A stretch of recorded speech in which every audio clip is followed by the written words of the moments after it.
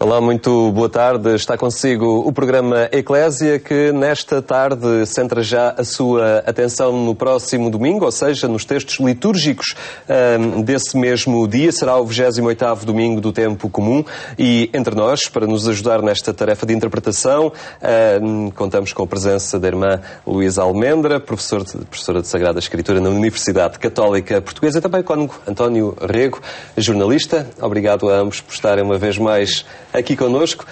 Cônego António Rego, nesta sexta-feira em que entramos na Casa dos Portugueses, dia 12 de outubro, recordo que ontem, mas há 50 anos atrás, um grande acontecimento em Roma, inaugurava-se o Concílio Vaticano II.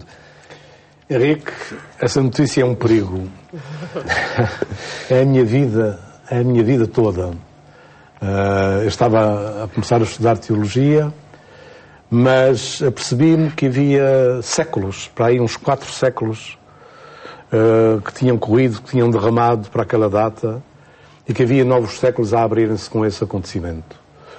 De facto, a Reforma e o Concílio de Trento tinham marcado um estilo muito forte à Igreja, e isso também tinha, de alguma forma, feito estagnar muitas energias e muitas criatividades. Já havia movimentos, quer na liturgia, quer na Bíblia, quer na pastoral, que precediam o concílio, e nós percebemos que o concílio era a tomada de tudo isso pelo Espírito para dizer à Igreja que ela ia continuar o fluxo da história, mas continuar num outro estilo. Não sabíamos quando ele começou, como iria acabar. Encontrei grandes amigos, um deles um jornalista, Martim Descalço, que depois veio a ser meu colega, de quem eu li o diário no ABC de Madrid e depois no livro, o Diário de Concílio.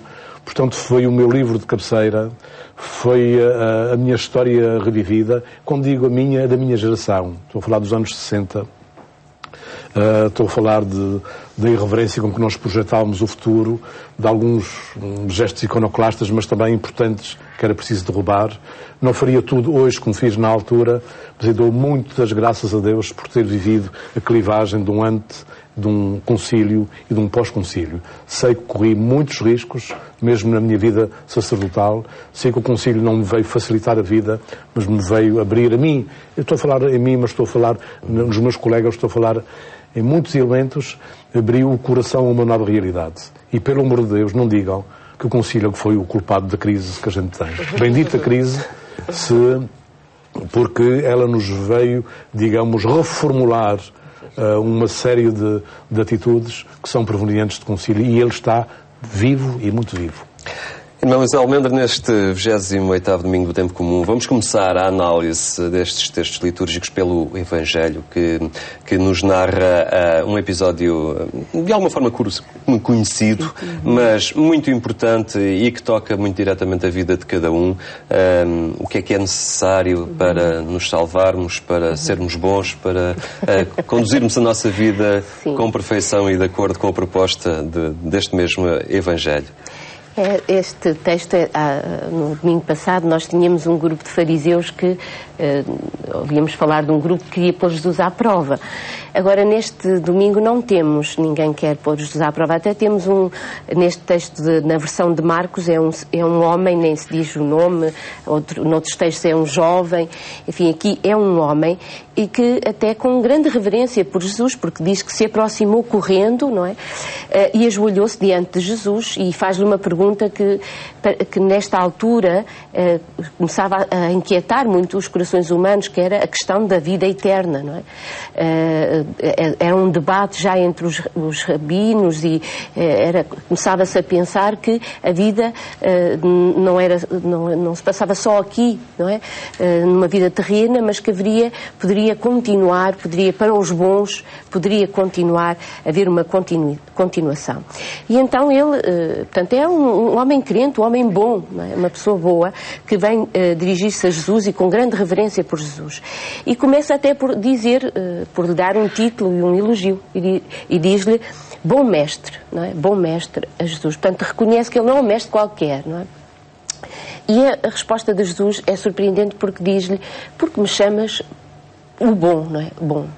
O bom é literalmente bom, não é? E diz-lhe, ninguém é bom senão Deus. Não é? E Jesus, na estratégia da narrativa do texto, procura, nós podemos entrever nesta resposta de Jesus que este homem está situado numa questão de bons e maus mestres, não é? Há bons mestres e há maus mestres. Mas para Jesus, a questão da vida eterna não é uma questão de discursos de bons ou maus mestres, não é? Porque isso realmente existia naquele tempo, não é? Alguns davam melhores respostas que outros e em todos os tempos alguns têm melhores respostas que outros. Mas a questão da vida eterna é uma questão que é de Deus, é a partir de Deus que se tem de se situar e não a partir de ser bom ou mau mestre. E então diz-lhe, quem é bom é Deus, não é? E é a partir de Deus que tu tens que ver a questão da vida eterna. E então vai remetê-lo para um primeiro patamar, que é um patamar que vem do próprio Deus, que são os mandamentos. Os mandamentos tinham sido dados por Deus ao povo de Israel. E ele já cumpria, diz ele. E ele diz, sim, mas isso eu tenho feito desde novo. E Jesus reconhece isso nele. Portanto, ele tem uma atitude de verdade. E Jesus até o olha com simpatia, diz o texto, que olhou com simpatia e respondeu-lhe, está bem, esse é o primeiro patamar. De facto, há um primeiro patamar que é cumprir, não é? Ter uma atitude de vida minimamente de respeito, digna, não é? Mas há outros patamares. Então, se tu já não estás contente com esse patamar, então vamos subir a um outro patamar. E o outro patamar, então, falta-te uma coisa ainda, não é? É o que ainda lhe falta, não é? E diz-lhe, é o patamar de seres capaz de não viver pressionado ou comandado pelas coisas materiais, o dinheiro, vai e dá tudo o que tens. É o patamar da solidariedade, não dás a qualquer um, mas dás àquele que precisa, aos pobres, e depois, então, segue-me, não é? Vem e segue-me, não é? Há aqui, neste outro nível que falta ainda a este homem, há até uma pintura muito bonita que mostra que ele não foi capaz, perante tudo isto foi demasiado, não é? E ele fica, não é? Ele fica desiludido. Diz o texto que ele retirou-se pesaroso, não é? Ele ficou, olhando para estas palavras, ele ficou confuso, porque não é fácil este outro patamar.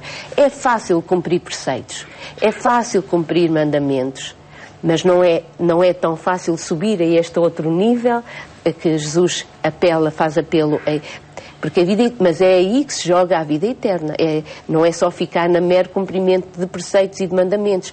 É depois subir a este outro nível, que é do desprendimento, é o nível da solidariedade, é o nível da relação com Jesus.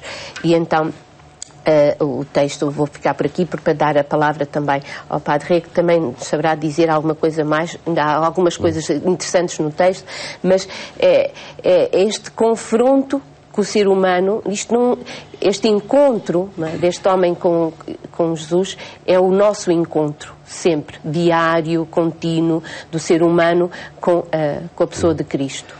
Conde António Rego, esta desilusão desta pessoa que se aproximou de Jesus acaba por contagiar também os que estavam ali perto, porque depois todos os outros se apercebem mas afinal quem é que consegue entrar no reino?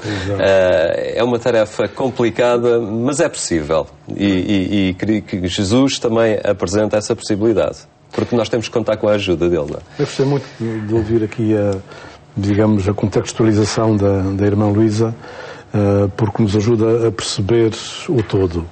Mas acabamos por chegar aí. Ou seja, o texto vai correndo até que chega a um sítio, para e bloqueia. É o do dinheiro, é o da riqueza. E ele tinha que se desfazer daquilo, podia ser muito bom cumpridor, mas se ele não se entendesse bem com o ouro e com a prata, como diz a carta aos Coríntios, que são ferrugem, o que são areia, Se não estivesse distante disso, se não estivesse livre em relação aos bens, aquilo não adiantava nada. Isso então assustou a multidão toda e nós, como ele, como nós, disse, a perfeição é uma coisa muito complicada. Como é que a gente chega lá? Isto está tudo perdido, nós temos capacidade para isso. Eu acho que esse contágio do, digamos, do medo face à perfeição fez com que Jesus, digamos, despoltasse depois, que é a misericórdia. No fundo, a nós não é possível, mas a Ele é possível. É a misericórdia e não a nossa bondade que nos salva. Mas eu ia aqui esta parte concreta mesmo e que tem a ver com o nosso tempo. Hein? Tem a ver com o dinheiro, com a riqueza, com os pobres. Já não falo aqui, nesta altura, não dá mesmo para isso, não rende da ideologia dos ricos e dos pobres, dos oprimidos e dos opressores. Não chegamos lá, não sabemos até quem são os opressores. Eu acho que há, por exemplo, na comunidade humana, na nossa comunidade portuguesa humana, uma série de iniciativas, de pessoas, de generosidades, de voluntários que estão a cumprir isto.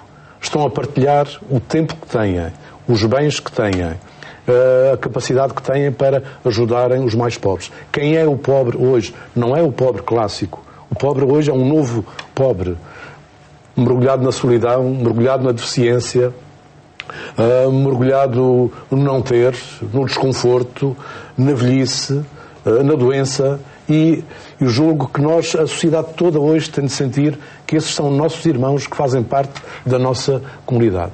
E eu tenho de me perguntar a mim próprio, e todos nós, o que é que eu faço do meu salário? Como é que eu partilho o meu salário? Às vezes a gente pensa, é quando passares na rua e vires uma latinha assim, deita lá uns cêntimos. Não é nada disso. Não quer dizer que a gente não preste atenção a essas pessoas, ou um sem-abrigo.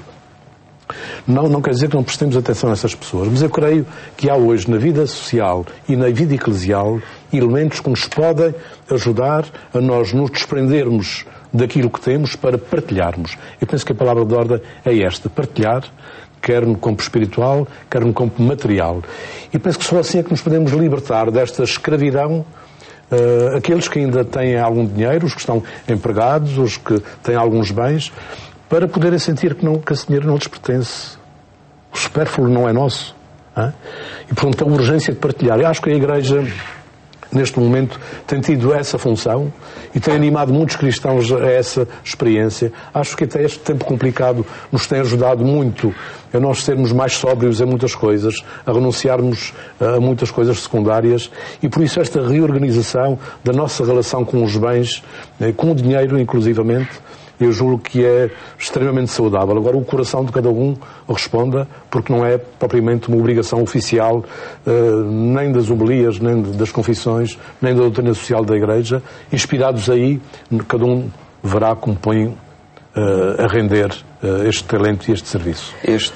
Este desafio leva-nos não sei se queria completar muito brevemente. Eu só queria, porque não gostava de deixar passar esta imagem que Jesus usa quando diz que é difícil, no fundo, é difícil tudo isto, não é? Estávamos a falar desta dificuldade, e ele diz, é mais fácil passar um camelo pelo fundo de uma agulha do que um rico entrar no reino de Deus.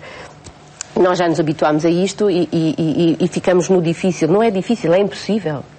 Não é possível um camelo passar pelo fundo de uma agulha. E, portanto, aqui nós ficamos na palavra difícil e equivocamos. É impossível. Porque a questão, como dizia o Padre Rego, a questão dos bens deste mundo impõem ao ser humano uma lógica que o fecha em si mesmo. É a lógica do egoísmo.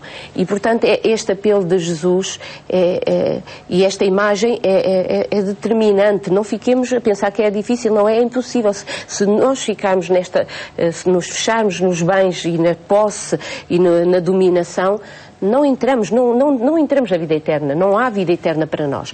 E depois só mais um bocadinho também, que eu não resisto, é a reação de Pedro. O Pedro, depois de ouvir tudo isto, diz, mas olha, Senhor, olha que nós deixámos tudo para te seguir. Quer dizer, como quem diz, nós já fizemos essas contas, não é? Já temos aqui algum crédito, não é? Como, a fazer apelo ao crédito que eles já teriam.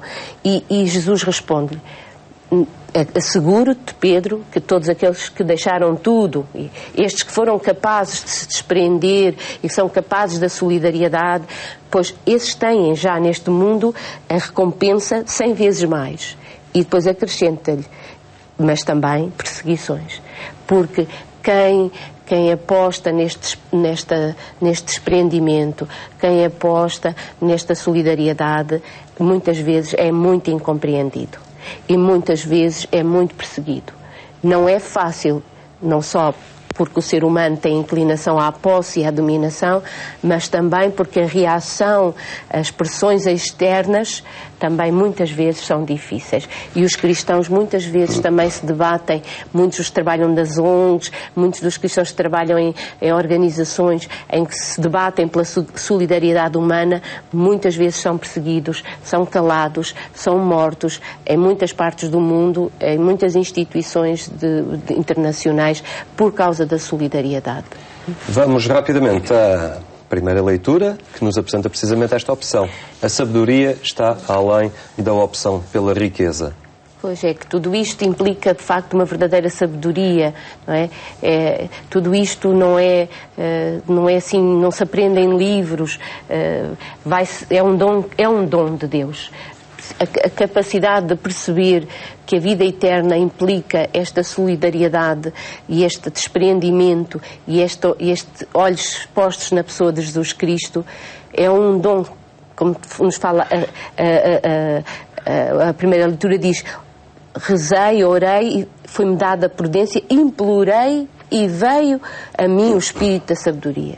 E então veio a mim, não é uma coisa que eu fui comprar ao supermercado, não é uma coisa que até ganhei porque sou muito bom, não, é um dom que nos é dado, esta compreensão da vida e da beleza da vida, e diz o texto que depois até amei este ser assim, amei-o mais do que a saúde e a beleza, e decidi-la tê-la como luz. E estas são expressões muito bonitas da primeira leitura, não é? É uma questão de hierarquizar os valores. Ao fim e ao cabo, ninguém está aqui com um discurso de condenação à riqueza. É necessário saber enquadrá-la e utilizá-la da melhor forma. Pois, a sabedoria é muito mais que a informação. Exatamente. A informação a gente tem notícias. A sabedoria a gente tem o discernimento para as situar. A sabedoria vem a profundidade das coisas, a profundidade das pessoas. Há uma sabedoria do mundo também, uma sabedoria de Deus. A sabedoria do mundo é uma sagesse, uma astúcia para poder vencer. A sabedoria de Deus é uma compreensão global das coisas. E é interessante quando Deus perguntou a Salomão o que é que ele queria. Queres riqueza ou queres sabedoria? Queres poder ou queres sabedoria? E ele respondeu: eu prefiro que me deixe, Senhor, sabedoria.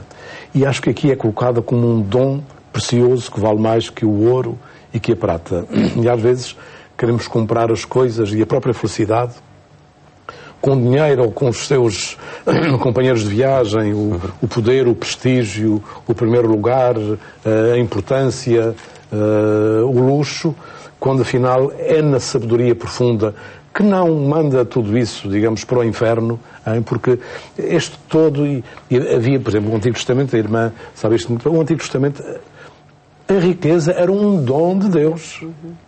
Era um dom de Deus, e Deus manifestava a sua bondade com as pessoas e com as famílias, por causa de Jó e outros, pela riqueza que concedia, pelos bens que concedia. Mas depois, com o tempo, Jesus Cristo também dá uma volta para não deixar fechar toda a projeção aqui.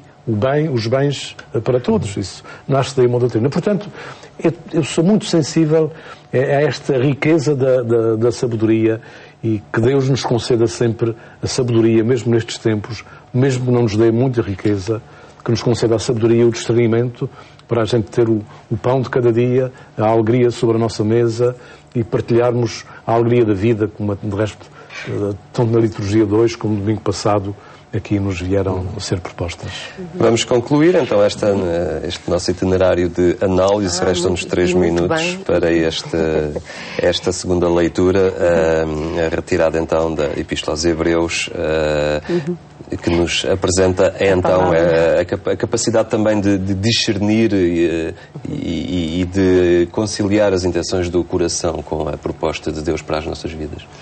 Esta segunda leitura, que até parece não, aparentemente está deslocada das outras leituras, porque vai situar-se muito na palavra de Deus.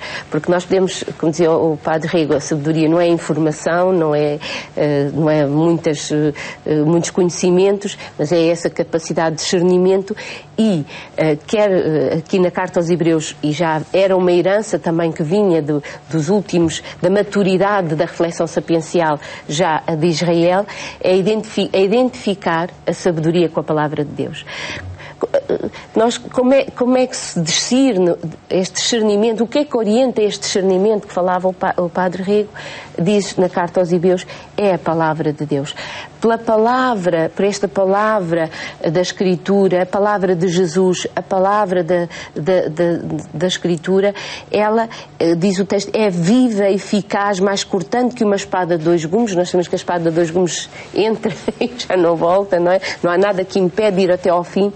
E, portanto, é ela que penetra e nos dá a capacidade de nós percebermos esta escala de valores, o que vale verdadeiramente, o que é o essencial, os caminhos por onde muitas vezes difíceis, mas vislumbrar os caminhos que nos devem orientar e as opções que nós devemos tomar. Portanto, esta segunda leitura fecha este conjunto de leituras em que temos desde a atitude daquele homem e a incapacidade, a confusão em que ele ficou com este apelo de Jesus, até à primeira leitura que nos diz isto é uma sabedoria, e agora esta leitura que nos diz, mas não fiquem a pensar que essa sabedoria anda por aí assim no vago. Não, ela está consignada, ela está aí bem viva, bem penetrante na própria palavra de Deus, na palavra de Jesus. Este encontro com a palavra transmite-nos então a possibilidade de aceder a essa sabedoria. Essa sabedoria. E aqui nesta Carta aos Hebreus, pode ser por falta de conhecimento, mas eu acho que é dos pontos da Bíblia onde aparece mais claramente que Cristo é nosso irmão. Uhum. É a mesma expressão.